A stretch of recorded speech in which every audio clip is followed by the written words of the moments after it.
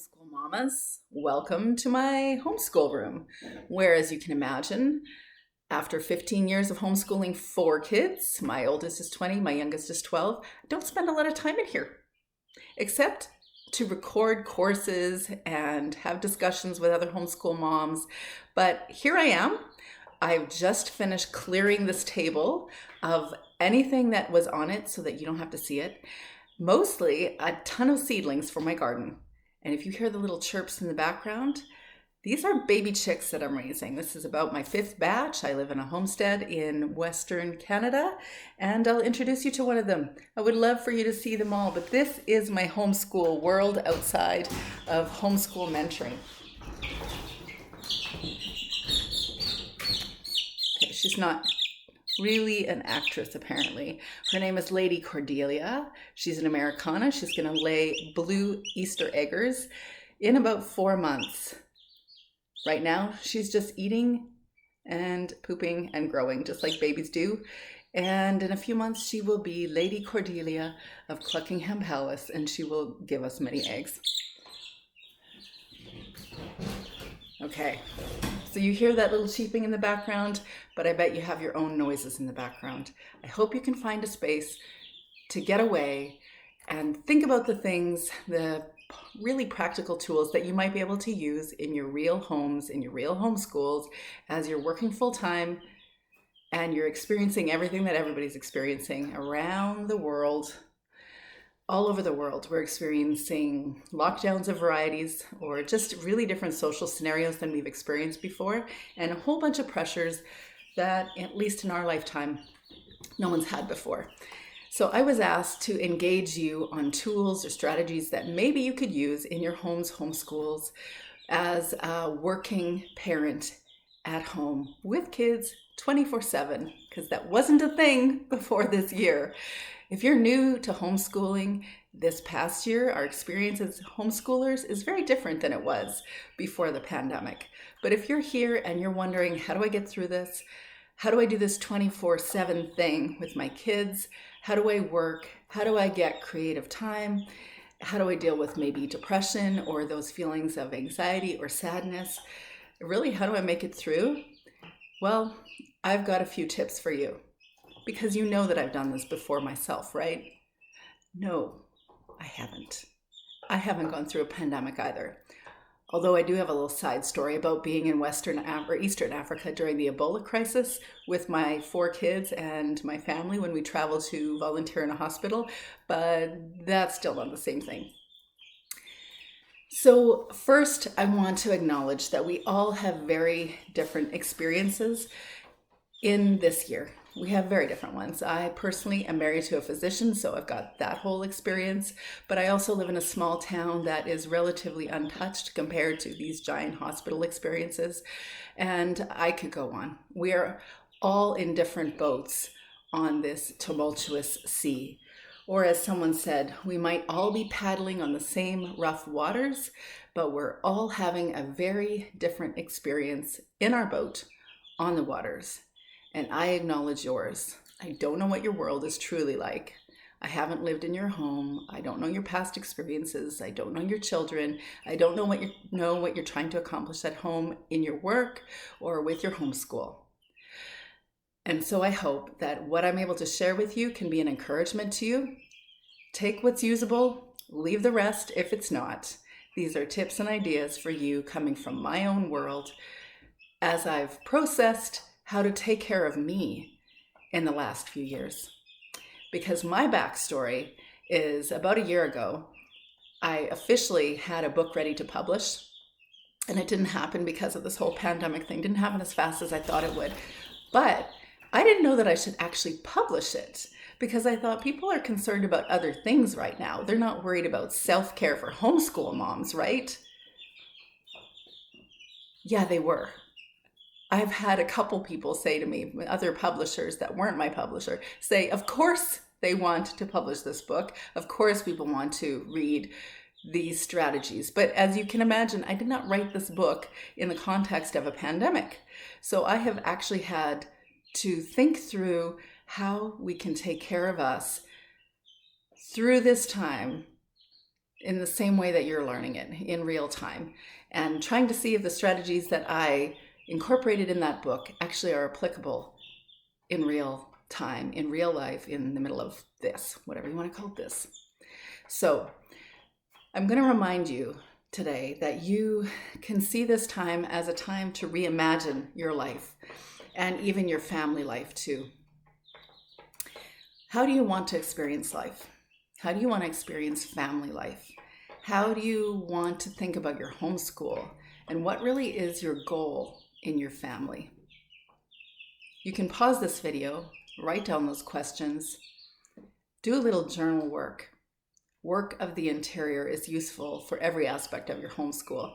Or at the end, I'm going to give you access to a free PDF with all these journal questions for you to consider after we're done chatting.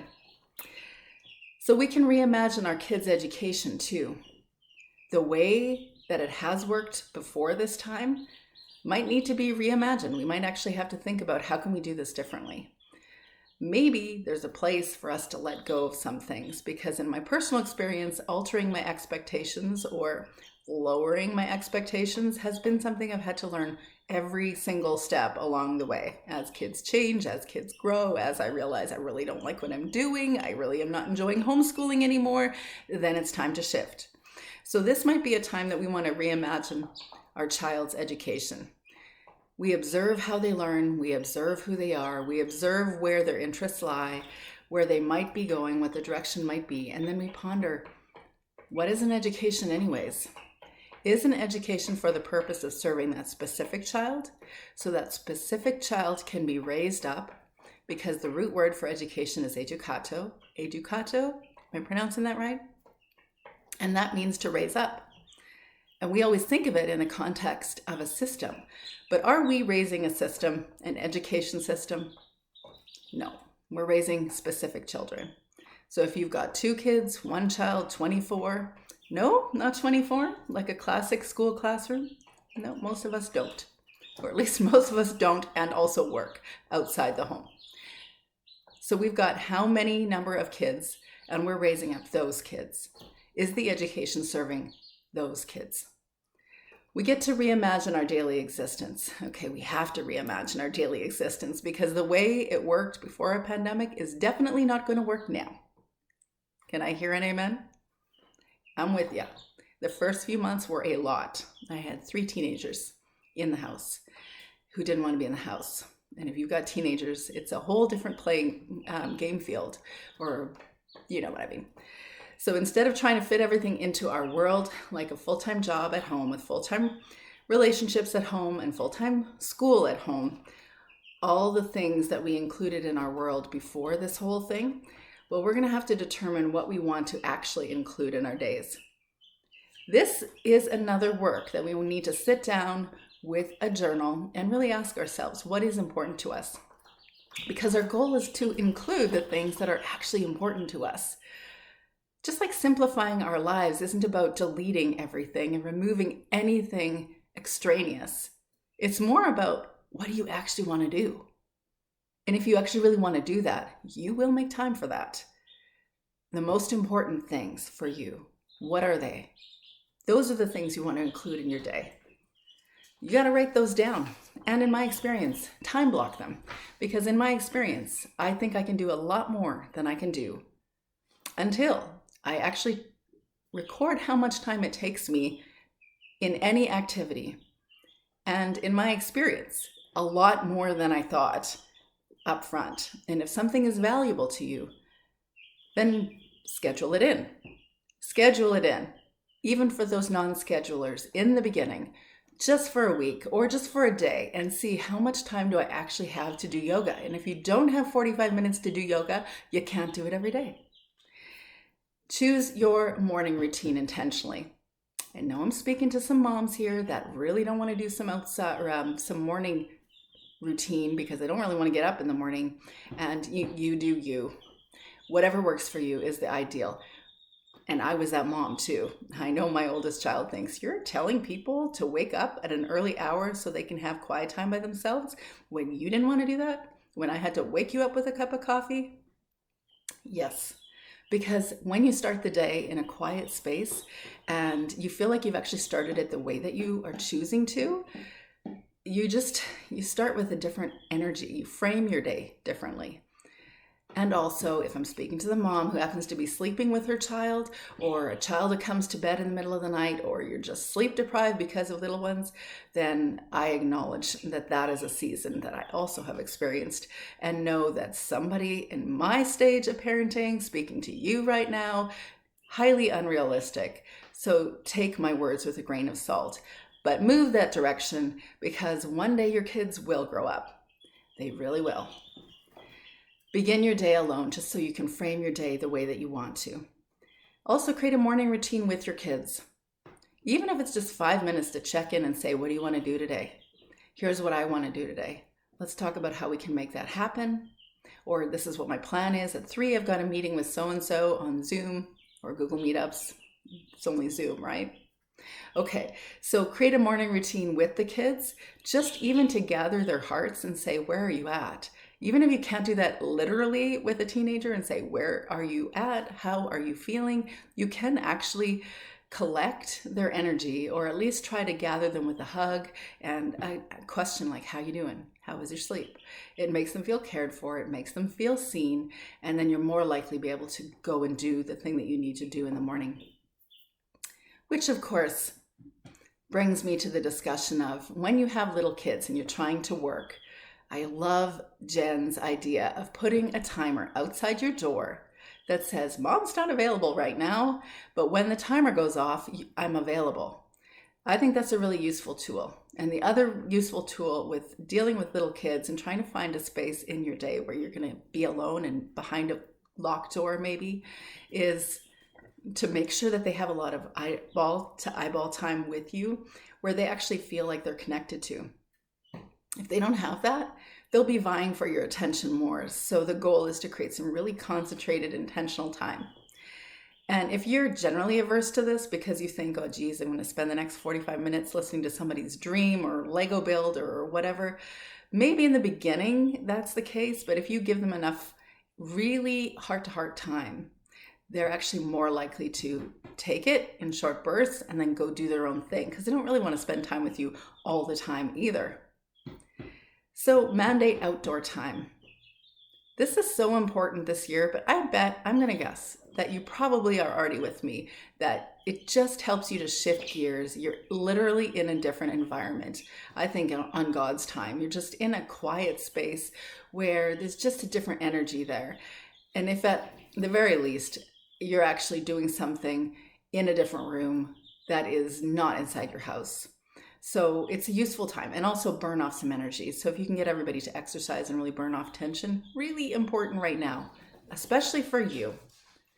I say create fun memories at this time. That even though it's weird and some of it is hard, and I know that some people are dealing with really heartbreaking things, even in the bittersweet times of our lives, creating traditions around maybe a meal time or doing a certain activity that you would never do normally. Maybe something you do in the afternoon together, just anything. It could literally be any activity, but you're doing something unique to your family that you wouldn't necessarily be doing in a time outside of this. So you could create fun memories, like maybe doing art projects together, or I'm sure that not too many people are going to do what we've done, but like raising baby chicks, which we've been doing for years. But this year, my husband and son have been building a goat barn. And I have 2, but they've mostly put in most of the work.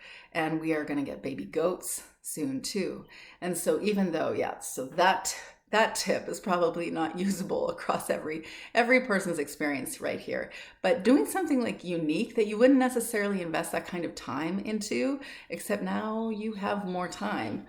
Do that, because you're going to remember that. I say include household chores. Okay, here's my thing on household chores. I'm not going to talk to you about they should help because they're in our home and they get to bear all the benefit of this, home and all the benefits to the home. But also, if you give them something they don't like to do, just even 20 minutes a day, 10 minutes a day, give them something they don't like to do, they'll be happier to go do the thing that they thought was boring before. right? You feel me? It works. Okay, include study time. Kind of a no-brainer. And when I say study time, I don't mean like a scripted kind of schooled scenario. Like you do you, so you do whatever kind of homeschooling you want to do. Online, classical, relaxed, Charlotte Mason, self-directed learning, unschooling, Waldorf, Montessori, you fill in the blank. It doesn't matter to me what you do.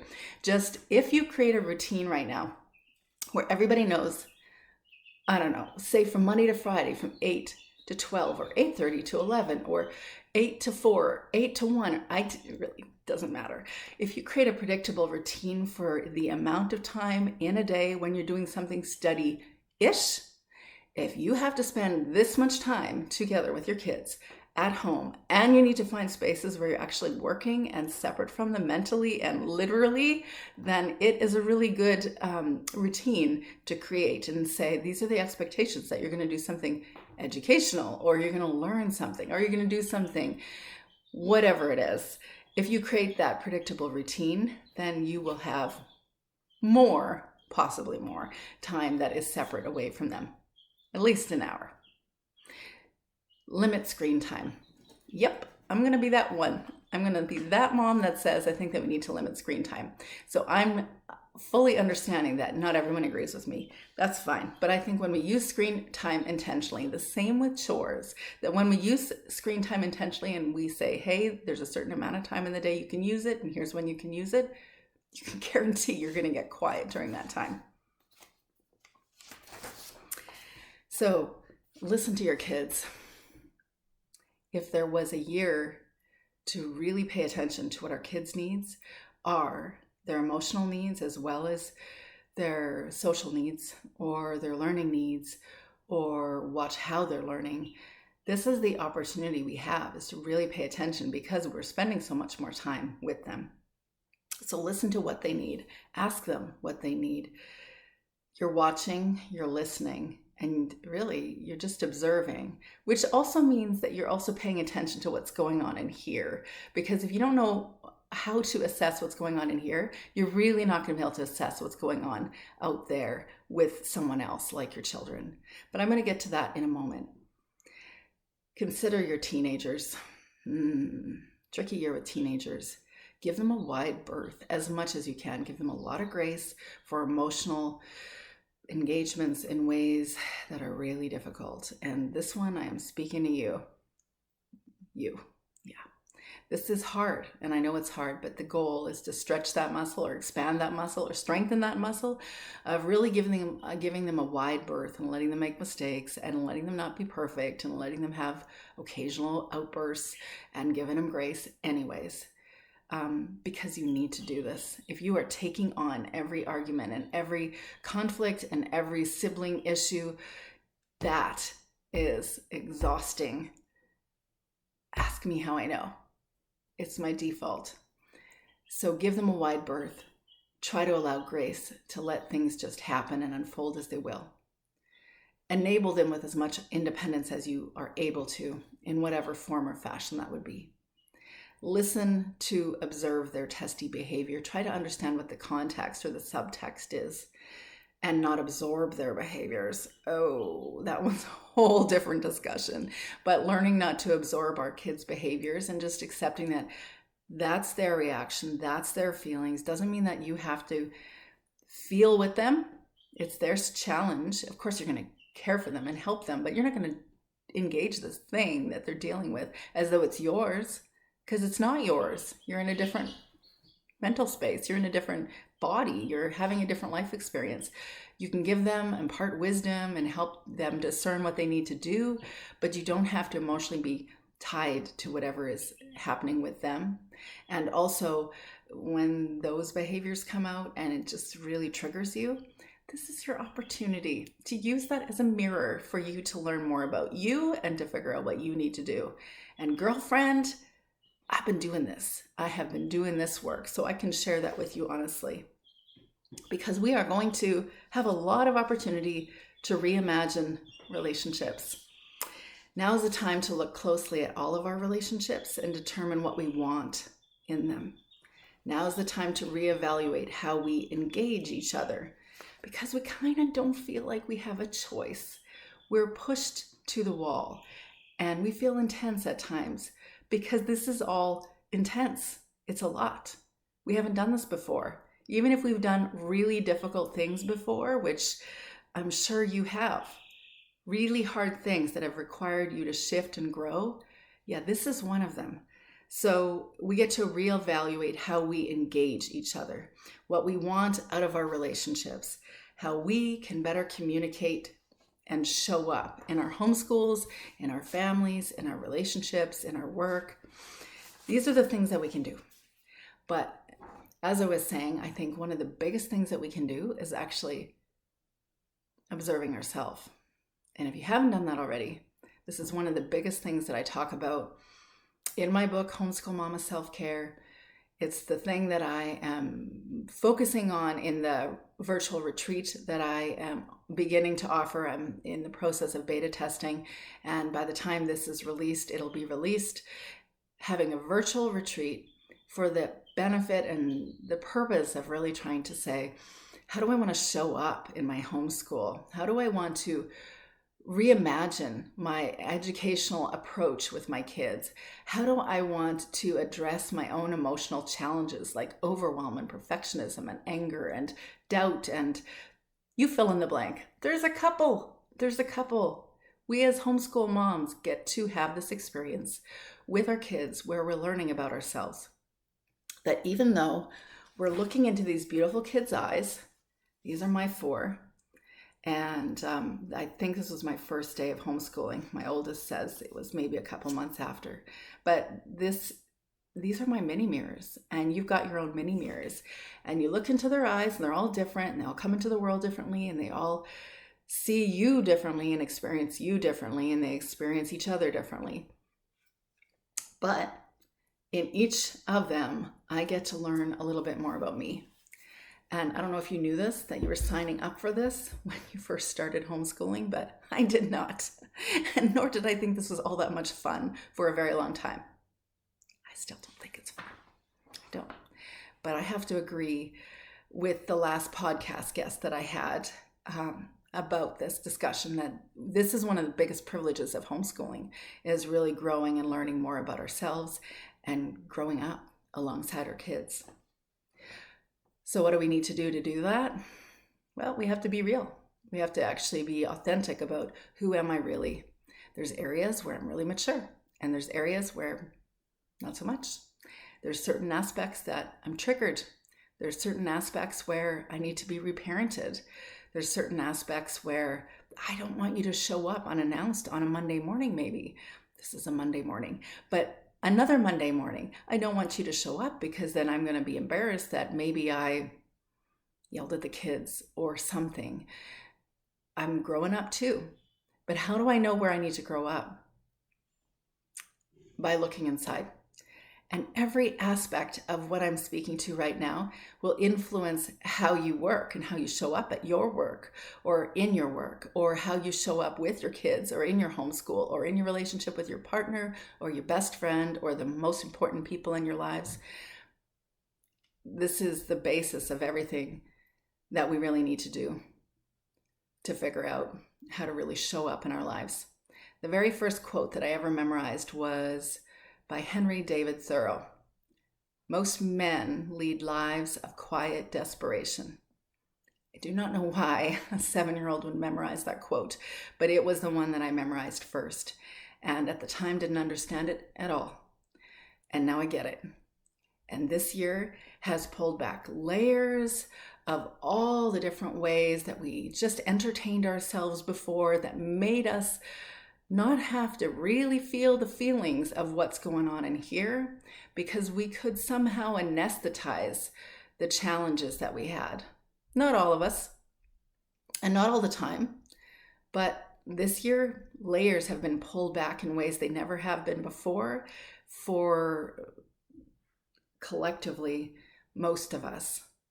So we have to do something with that. So I say we just sit, get to know ourselves, get to know our emotional climate, by mindful moments or meditation moments or prayer moments, but sit and spend some time getting to know who you really are, what you really need, how you really need to engage your feelings. And that's a big discussion, and I go really much more detailed in discussions in the Homeschool Mama Retreat. I engage these things very individually because they are. You might not grapple with overwhelm. I certainly did. And if you don't, can you message me? Because I have never heard a homeschool mom say that at one point in their homeschool journey, they didn't grapple with overwhelm. But if you are that mom, I definitely want to know why. Or doubt, or perfectionism, or that feeling of this isn't good enough. All those different feelings are different feelings, but they're pretty common experiences for homeschool parents. So how do you deal with them? Well, in 3 simple steps, I would tell you that first, we need to actually acknowledge that we're feeling them. We need to actually figure out, what am I feeling? Then what's the thought behind the feeling, right? And then, am I sure that that's true? Because if you're married, or if you have a partner, or if you have a close friend, and you've ever talked about some big discussion point that you thought was really important, and they have a very different perspective from you, you're like, somebody thinks differently than me? Wow, this year didn't teach us anything. Yeah, people think differently than us. And if you're partnered, or if you're close to someone, you'll know you definitely don't think the same. And if that's so, then sometimes it's useful to listen to someone outside of you and their perspective on whatever uncomfortable feeling you have. Because when I say, are you 100% sure that whatever that uncomfortable feeling is true, I can almost guarantee you everyone is not experiencing life the same way that you are. And if that's the case, what could be an alternate way of framing that challenge? Because there really always is a different way to frame your challenge, like always. Sometimes we need to go see someone, or I guess we can't really go see someone in this context, but we can do this. Online therapy. It is worth its weight in gold to have someone that's objective, that doesn't have a meaningful attachment to your specific world, that is objective, and that has tools to help provide you what you need to try and figure out what you need to figure out. It's worth its weight in gold. But if you don't have that, and you don't think that you need that, I suggest write your stuff down. You can write to whoever that is that you want to name your journal. I can call mine Miss Teresa or Mother Teresa. Yeah. I could say, Dear Teresa, this is how I'm feeling today. And as I write things down, somehow it gets clearer. I understand myself better. Also, here's a really weird one. When you're really upset, or you're really sad, or you're really overwhelmed, go stand in front of a mirror in a closed bathroom. Not locked, the kids will know you're there. Just go stand in front of a mirror and talk to yourself like you are your own best friend. Besides that, that's hopefully the goal. It's actually really useful for you to comfort you. It's weird. Yep, check. But it's useful. Try it. It really is. So get to know who you are, get to understand what your emotions, your trigger emotions are, and learn to reframe them, or learn to address the need that's underneath there. Because oftentimes there's needs that sometimes we just need to advocate for ourselves. We need to say, hey, I need help with something, or I need somebody to engage in a different way with me. Learning who you really are and what you're all about, you can only really advocate for yourself if you really know yourself. So if you have to schedule in mindful moments in the day, if you know that Monday mornings are the time of week that you are most challenged, then schedule a mindful moment Monday morning and sit when that alarm goes off on your device, or a good old-fashioned real alarm clock. Then sit, take a deep breath, and ask yourself, how am I feeling? How am I doing? Doing pretty good. I'm almost 30 minutes into a video, and no dishes have been broken, no doors have been slammed, and the baby chicks are sleeping. Amazing. but you can ask yourself, how are you feeling? I don't know why it is, but when you start to observe your feelings and get more comfortable with being with your uncomfortable feelings, they tend to dissipate over the course of time. It's not a magic trick. It's not going to happen overnight or over the course of a week even. You need to take time with yourself, get comfortable with yourself, talk through things when you need to talk through things with yourself, with somebody else, and then come up with strategies how you're going to engage those challenges. Now, anything I've been talking to you about, the classic homeschool mom challenges, I definitely address that in my book, Instagram, Facebook, the mentor or the mentoring or coaching sessions that I have. But that, I would say, is the biggest technique in order to engage this year and the challenges of this year, is really to be honest with yourself, be authentic, be vulnerable with somebody, and really share what's going on in here. Don't pretend. It's hard. Everybody is having a hard time in some form or fashion. Everybody's had a challenge this year.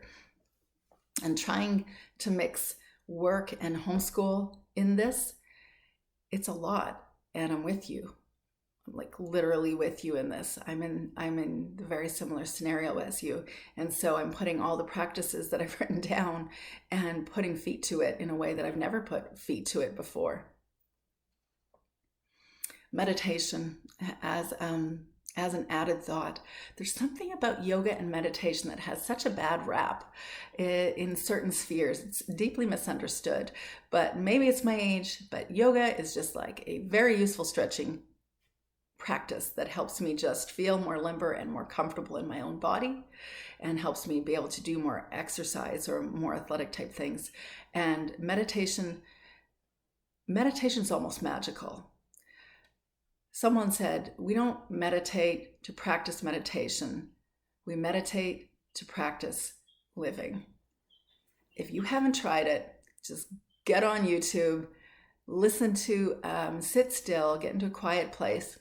Try a quiet place. Did you hear that? It's funny, right? Okay, just sit in the middle of the mess and the noise on a mat. Do the yoga position just to show everybody what you're doing, even if you're like not really into the yoga thing. But sit, close your eyes, breathe slowly and deeply out your through your nose, out your mouth. Maybe listen to a YouTube meditation, guided meditation, and just be quiet, even if it's just for 1 minute, for 5 minutes. And you'll know what I'm talking about. If you do this often enough, you'll realize that actually it really does help you quiet your whole sense of self, and you'll have a greater well-being after you've done this for a while. Now, the difference between prayer and meditation, in my opinion, is that meditation is really just allowing yourself just to be still. Whereas prayer is talking to the Creator and asking for help or directing attention or direction towards the Creator. And they both have their value. But I think, at least in my experience and in the spheres that I've walked in, I think meditation is often undervalued. You could do those mindfulness moment check-ins that are really just scheduling that time in the day, saying, I know that the arsenic hour is a really challenging time of day, so I am going to put a reminder in my device or an alarm clock and stop for 30 seconds and take a few deep breaths, check to see how I'm feeling, and try to reframe the challenges if I have one in my mind. So the few little things that I have for you, I think that's probably the biggest element of, benefit. I think if we take a strategy like that, it'll infuse every aspect of our lives. But a few other little things that I want to share is that, and listen to the door slam behind. Did you hear that? So I can't get away with 35 minutes without some door slamming. Okay, so a couple of things that I want to share with you is create a transitional routine during the day. So if you're doing your study time, maybe you can say, everybody's going to come help make dinner at 5 o'clock. And that can be a fun time. Everybody gets their glasses and their sparkly drinks. And then they turn on a cooking show and cook for an hour and clean for an hour. It's a transition time. And then maybe a couple of hours of screen time. am not prescribing 2 hours of screen time in your home. You do you, but I find that doing just, a specific time in the day, doing different things throughout the day really does feel a little bit less groundhoggy if we're stuck in restrictions. Tell yourself affirmations. Every morning I have a Homeschool Mama daily affirmation PDF available for you on the link in my bio in Instagram and on my Homeschool Mama self-care support group.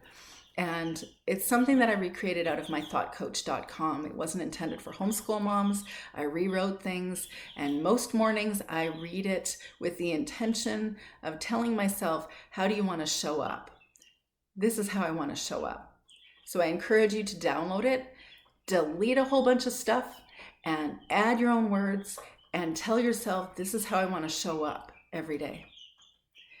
It's not a magic trick, no magic sauce, but it does remind you over and over, this is how you want to show up, so that for the rest of the day, you can ask yourself, is this really how I'm showing up? Is this what I really value? Is this what I really want? Of course, create wardrobe transitions. Maybe you're always doing this. The question here is, am I wearing yoga pants? Am I wearing jeans? Am I wearing a lovely set of slacks? They call it slacks. Slacks with my blouse? Or am I wearing any pants right now? You'll never know. However, I know as a homeschool mom that my yoga wardrobe has expanded exponentially over the last 15 years. I'm sure yours has too. And if you are on Zoom or doing online stuff, you probably have a selection of lovely blouses that accompany those yoga pants. But if you make transitions from one wardrobe to the next, it actually makes you feel like the day got separated and that you didn't have to do the entire year and a half or two, please no, for 2 years in Lululemon pants. Okay. Drive away. If your children are old enough to look after each other, or you have someone that can come look after them, drive away. Even if you can't drive into a cafe, you can drive and park on the outside of a cafe, your favorite cafe, and get your Spotify download for your favorite coffee house music. Bring your coffee and pretend you are in that cafe.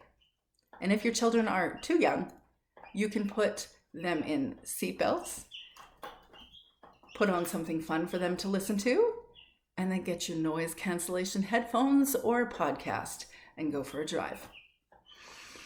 Yes. Build your community. I think this will be my last thought. Build your community.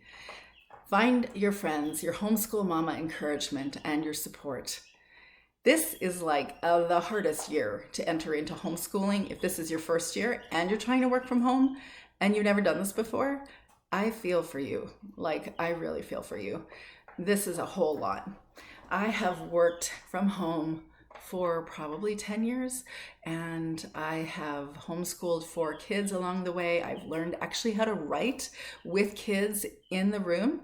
At the same time, I worked on a fiction novel for a really long time. It's unpublished, so don't try to find it. It's in my study desk. But I worked on that for a really long time, and I've done all sorts of different things throughout the years. I've got a bed and breakfast. Anyways, it's almost next to impossible to create a real life homeschool community if we're all in lockdown. And thank goodness for online communities, which there are in abundance. And of course, I've got my own. But this one is really great. This one is amazing. Working homeschool moms, really helpful. And if you want to find real encouragement and you want to find real connection, then I encourage you, in whatever capacity you're able to connect with other human beings, whether it's virtual or live, be authentic. Be authentic, be vulnerable with who you really are. I don't mean risk taking by sharing with people your drop on the floor stories that are inappropriate in certain relationships. You don't test relationships by giving them your hardest stories. You want to test out the relationship, build the trust over a period of time. But I do mean be authentic, be vulnerable, because And here's why, really. If you aren't, and you're being a little shiny, a little prettier, a little nicer than you normally are, or if you're a little bit more anything, they're going to like or not like that person. They might like that person, which is great, but you'll know that they don't really know you. So then you won't actually feel connected to. But if you show up authentically and they like you, they like the real you. Now, if they don't like you, well, guess what? They might not like you whether you're being authentic or whether you're being inauthentic. People don't like people. It's a thing. But you have a chance of really building connection and community if you're being authentic you. Authentic you will naturally connect with other people eventually. If you put the time in and commitment to continue showing up in the same places over and over, you will build that connection. Okay.